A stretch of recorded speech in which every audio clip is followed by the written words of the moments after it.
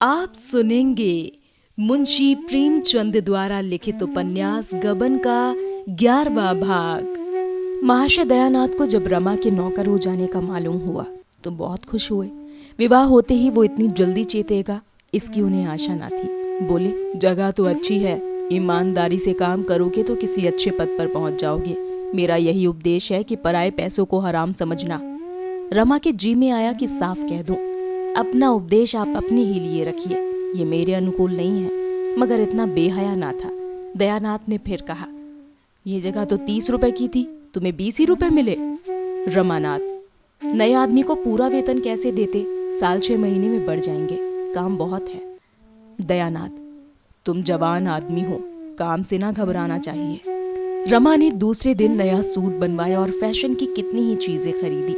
ससुराल से मिले हुए रुपये कुछ बच रहे थे, कुछ मित्रों से उधार ले लिए। वो साहबी ठाट बाट बनाकर सारे दफ्तर पर रौब जमाना चाहता था। कोई उससे वेतन तो पूछेगा नहीं, महाजन लोग उसकी ठाट बाट देखकर सहम जाएंगे। वो जानता था अच्छी आमदनी तभी हो सकती है जब अच्छा ठाट हो। सड़क के चौकीदार को 1 पैसा काफी समझा जाता था, लेकिन उसकी जगह सरजाट हो तो किसी की हिम्मत ही ना पड़ेगी कि उसे 1 पैसा दिखाए। फटेहाल भिखारी के लिए चुटकी बहुत समझी जाती है, लेकिन गेरुए रेशम धारण करने वाले बाबा जी को लजाते लजाते भी 1 रुपया देना ही पड़ता है। भेक और भीख में सनातन से मित्रता है। तीसरे दिन रमा कोट पैंट पहनकर और हैट लगाकर निकला तो उसकी शान ही कुछ और हो गई। चपरासियों ने झुककर सलाम किए।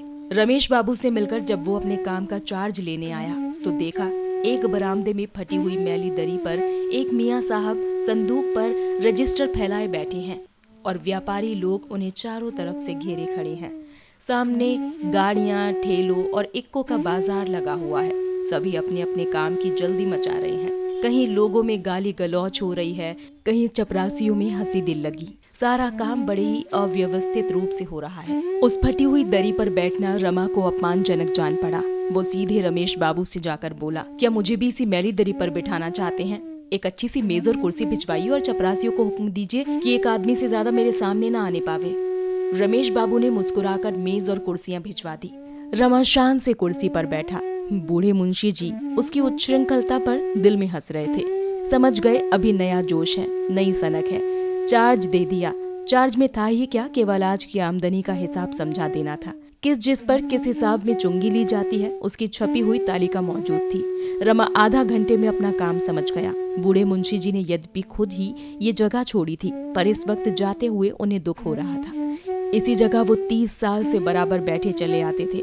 इसी जगह की बदौलत उन्होंने धन और यश दोनों ही कमाया था। उसे छोड़ते हुए क्यों ना दुख होता। चार्ज देकर जब वो विदा होने लगे तो रमा उनके साथ जीने के नीचे तक गया। खां साहब उसकी इस नम्रता से प्रसन्न हो गए। मुस्कुराकर बोले, हर एक बिल्टी पर एक आना बंधा हुआ है, खुली हुई बात है, लोग शौक से देते हैं। आप अमीर आदमी हैं, मगर रस्म ना बिगाड़िएगा। एक बार कोई रस्म टूट जाती है तो उसका बंधना मुश्किल हो जाता है। इस एक आने में आधा चपरासियों का हक है।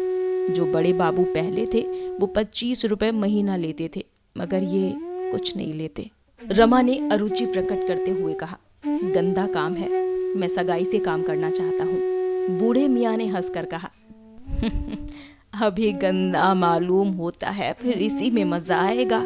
खां साहब को विदा करके रमा अपनी कुर्सी पर आ बैठा और एक चपरासी से बोला, इन लोगों से कहो बरामदे के नीचे चले जाएं, एक एक करके नंबरवार आवे।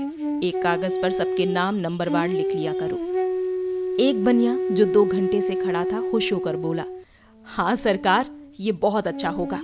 रमानाथ, जो पहले आवे उसका काम पहले होना चाहिए, बाकी लोग अपना नंबर आने तक बाहर रहें। ये नहीं कि सबसे पीछे वाले शोर मचाकर पहले आ जाएं और पहले वाले खड़े मुंह ताकते रहें। कई व्यापारियों ने कहा, हाँ बाबूजी, ये इंतजाम हो जाए तो बहुत अच्छा हो, बब्बड़ में बड़ी देर हो जाती है। इतना नियंत्रण रमा का रौब जमाने के लिए काफी था। वणिक समाज में आज ही उसके रंग ढंग की आलोचना और प्रशंसा होने लगी। किसी बड़े कॉलेज के प्रोफेसर को इतनी ख्याति उम्र भर में न मिलती।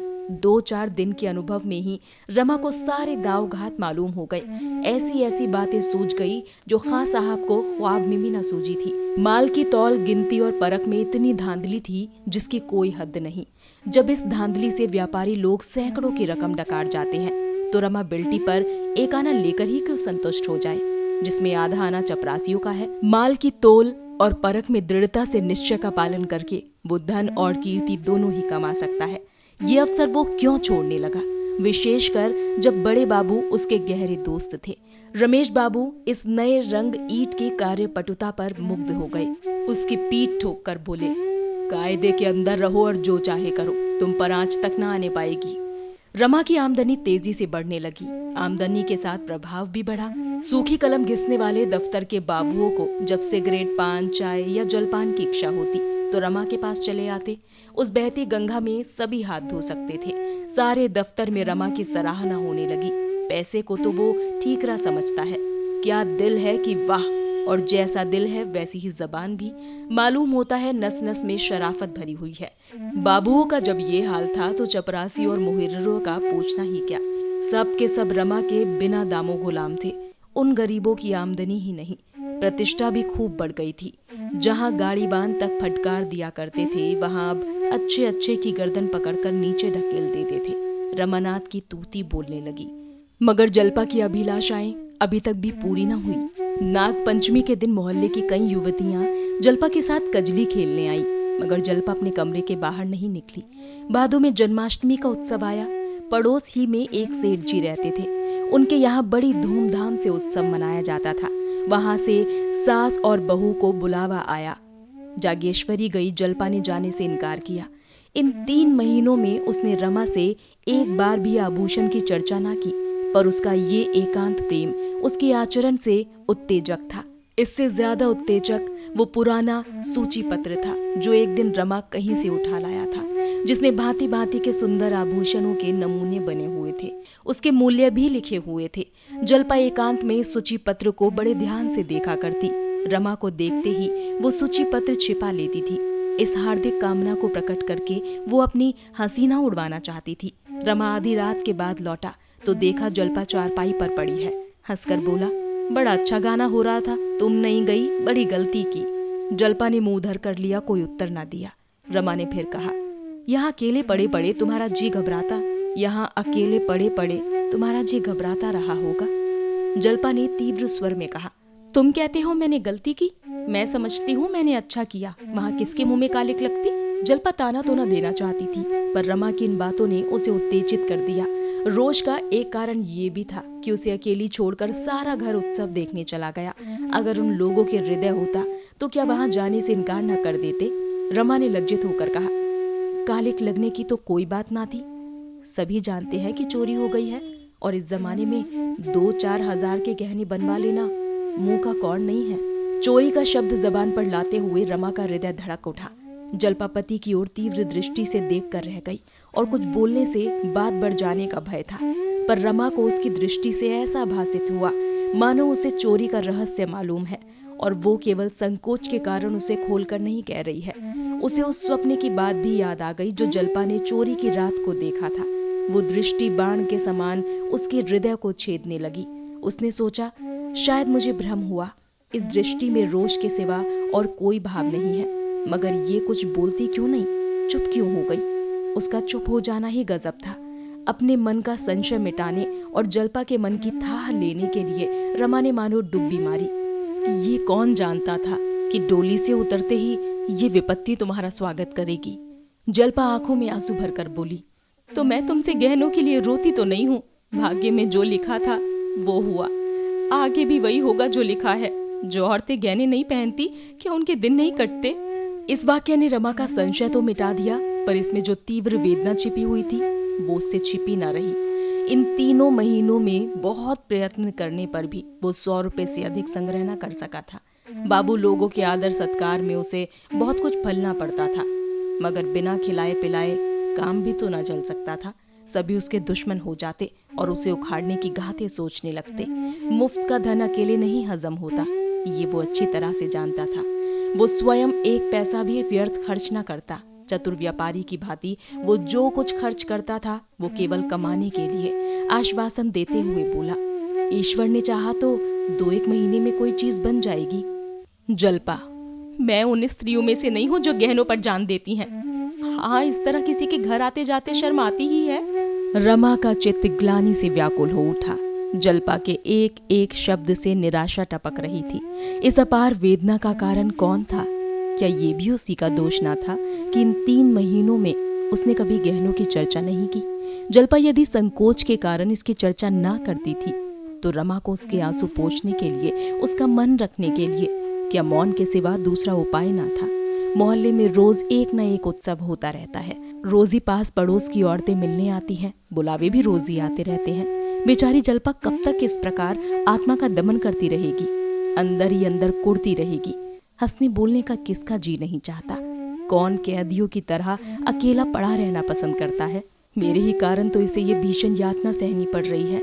उसने सोचा, क्या किसी सर्राफ से गहने उधार नहीं लिए जा सकते? कई बड़े सर्राफों से उसका परिचय था, लेकिन उनसे वो ये बात कैसे कहता? कहीं वे इनकार कर देते तो, या संभव है बहाना करके टाल दे। उसने निश्चय किया कि अभी उधार लेना ठीक ना होगा। कहीं वादे पर रुपया ना दे सका तो व्यर्थ में थुक्का फजीहत होगी, लज्जित होना पड़ेगा। अभी कुछ दिन और धैर्य से काम लेना चाहिए। सहसा उसके मन में आया, इस विषय में जल्पा की राय लूं, देखूं वो क्या कहती है। अगर उसकी इच्छा हो तो किसी सर्राफ से वादे पर चीज ले ली जाए। मैं इस अपमान और संकोच को सह लूंगा, जल्पा को संतुष्ट करने के लिए कि उसके गहनों की उसे कितनी फिक्र है। बोला, तुमसे एक सलाह करना चाहता हूँ, पूछूं या ना पूछूं?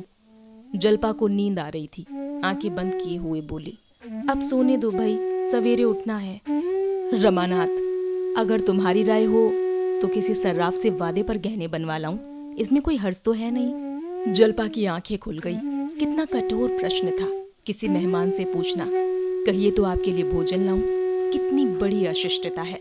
इसका तो यही आशय है कि हम मेहमान को खिलाना नहीं चाहते। रमा को चाहिए था कि चीजें लाकर जल्पा के सामने रख देता। उसके बार बार पूछने पर भी यही कहना चाहिए था कि दाम देकर लाया हूं। तब वो अलबत्ता खुश होती। इस विषय में उसकी सलाह लेना घाव पर नमक छिड़कना था। रमा की ओर अविश्वास की आंखों से देखकर बोली, मैं तो गहनों के लिए इतनी उत्सुक नहीं हूँ। रमानाथ, नहीं, ये बात नहीं। इसमें क्या हर्ज है कि किसी सर्राफ से चीजें ले लूं, धीरे धीरे उसके रुपये चुका दूंगा। जल्पा ने दृढ़ता से कहा, नहीं, मेरे लिए कर्ज लेने की जरूरत नहीं।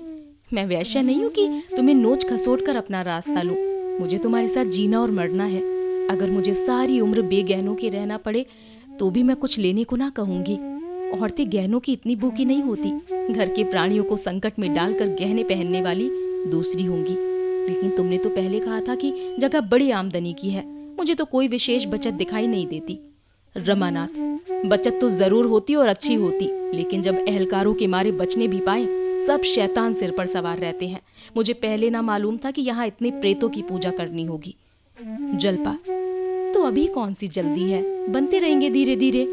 रमानाथ, खैर तुम्हारी सलाह है तो 1-8 महीने और चुप रहता हूँ। मैं सबसे पहले कंगन बनवाऊंगा। जल्पा ने गदगद होकर कहा, तुम्हारे पास अभी इतने रुपये कहाँ होंगे? रमानाथ, इसका उपाय तो मेरे पास है। तुम्हें कैसे कंगन पसंद है? जल्पा अब अपने कृत्रिम संयम को ना निभा सकी। अलमारी में से आभूषण का सूची पत्र निकालकर रमा को दिखाने लगी। इस समय वो इतनी तत्पर थी मानो सोना लाकर रखा हुआ है, सुनार बैठा हुआ है, केवल डिजाइन ही पसंद करना बाकी है। उसने सूची के 2 डिजाइन पसंद किए। दोनों वास्तव में बहुत ही सुंदर थे, पर रमा उनका मूल्य देखकर सन्नाटे में आ गया। एक 1000 का था, दूसरा 800 का। रमानाथ, ऐसी चीजें तो शायद यहाँ बन भी ना सके, मगर कल मैं जरा सराफ की सैर करूंगा। जल्पा ने पुस्तक बंद करते हुए करुण स्वर में कहा, इतने रुपये ना जाने तुम्हारे पास कब तक होंगे। बनेंगे बनेंगे, नहीं कौन गहनों के बिना मरा जाता है। रमा को आज इसी उधेड़ बुन में बड़ी रात तक नींद न आई। ये जड़ाऊ कंगन इन गोरी गोरी कलाइयों पर कितने खिलेंगे। ये मोह स्वप्न देखते देखते उसे न जाने कब नींद आ गई। तो ये था मुंशी प्रेमचंद द्वारा लिखित उपन्यास गबन का 11वां भाग। उपन्यास के आगे के भाग सुनने के लिए हमारे साथ बने रहिए और हमारी दूसरी कहानियों को सुनकर उन पर भी अपनी प्रतिक्रियाएं दें। साथ ही हमारे चैनल को लाइक, शेयर, सब्सक्राइब करना ना भूलें और सुनते रहें स्टोरियन लफ्जों के हमसफर।